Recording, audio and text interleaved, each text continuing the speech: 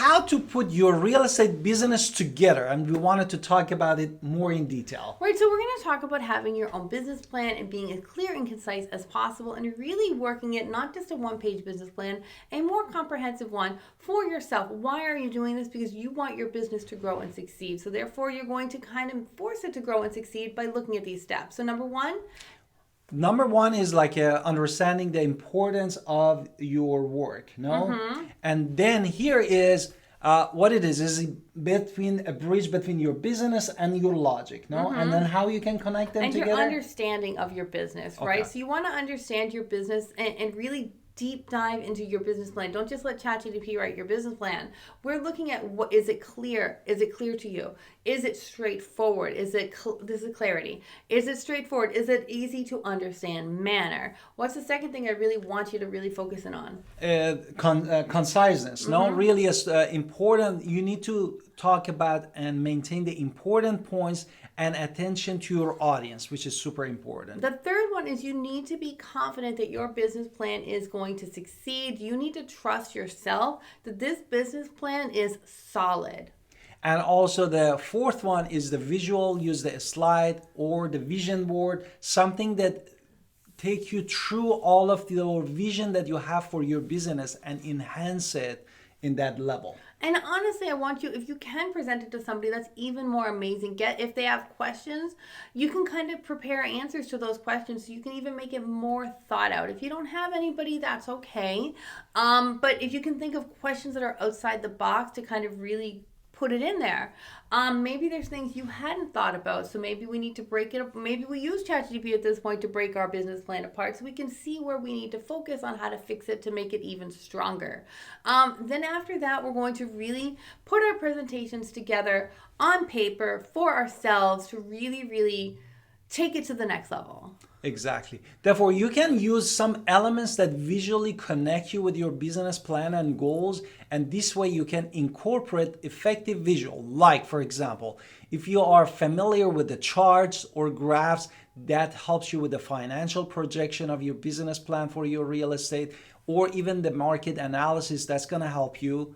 Or what else they can... Another thing is infographics, where you take a lot of complex information and you make it very easy and simple to understand for yourself and for anybody else who you ever might show your business plans to. Or the third one, you can add relevant images or videos to create a narrative around your business idea and plan to help you to be more visual. Now, in order to really... let's do our introduction. Let's hit it. Hi, this is Alan Victoria. Welcome to our channel. Please go to theagentwolves.com and grab all of our giveaway. Also, we are part of the Wolfpack, so you would get our entire upline if you choose to join us. And we do hope you want to join us at EXP, so we would love to be your sponsor. And also, please go grab an appointment with us and schedule a phone call. Now, in order to really deliver our business plans to the next level, we really have to make it a self-fulfilling prophecy. So once we are really, really set, we've written it out, we've clarified it, we've ripped it apart, we put it back together, we now be able to communicate to ourselves how this plan is going to work. And we have to believe it. So we have to kind of give you a couple of tips on how to make this really, really believable. Exactly. The first tips is practicing your presentation or this business plan multiple times and to gain fluency in there. So you can talk about it. You need to talk about your business. Exactly. And you want to keep your body language when you're talking to yourself in the mirror. And you're explaining your business to other people. I don't want to be talking about my business this way. This does not show you that I'm confident in my business. So body language, open, inviting, engaging, is really going to help us, even if we're just practicing in the mirror.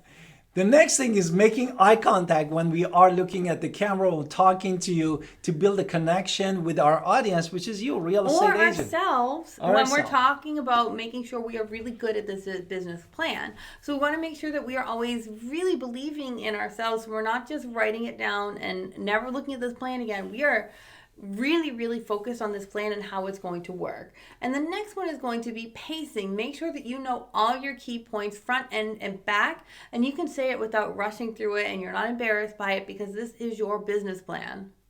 And the last one, use inflections, inflections in your voice to emphasize the key points in your business plan. Right, because if you can say, I'm so excited about this part, you need to be excited about this part 100,000 times after you said it 20 times. So, 1,000 times. So you want to make sure that you are, if you can present your plan to somebody else and get really trusted feedback, that's great. Even if you're just looking at the back end of your own client feedback for interactions that you do that are not part of your whole business plan but part of your business plan, you are getting feedback in some ways. Active listening and then really getting some sort of feedback is so important. So it's really just being open to dialogue. And talking about specific points of the business plan in the dialogue. So if you are open to that, it is going to help you grow your business. Which my wife touched on different things, and we but wanted to we're on talk notes. about taking notes also on your feedback that you receive it for later reflections. And what is the last one? Okay, always stay positive. If somebody gives you feedback, we always want to say thank you, stay positive. And even if you're never going to listen to it, that's okay. If you don't have, everything someone says to you does not have to be taken into consideration. They could be wrong. And that's okay that they could be wrong, but you have to understand what is working for your business. Now, if 1,000 people tell you that you're wrong on one specific point, maybe we need to look at that one specific point. But if it's like your whole business plan is bad, you should just stay working at McDonald's, and that's bad. Don't listen to that. So we want to make sure that we're always moving forward and always being positive. So you want to make sure that you're always understanding what your vision is, you have insight, you have strategy in order to get where you're going, and you've really written it down. Feedback is something that can help, but it is not 100% necessary if it's something that it's necessary if you're looking for a blind spot. It is unnecessary for someone's opinion on your thing, because nobody's ever going to give you an opinion where they like your business plan. For looking for blind spots, this is a different thing. This is where feedback can come into play. Do you want to add anything else to end?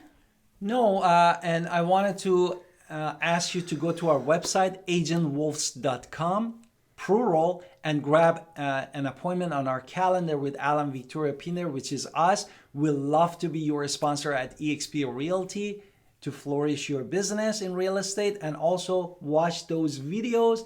We'd love to connect with you and see you in next video.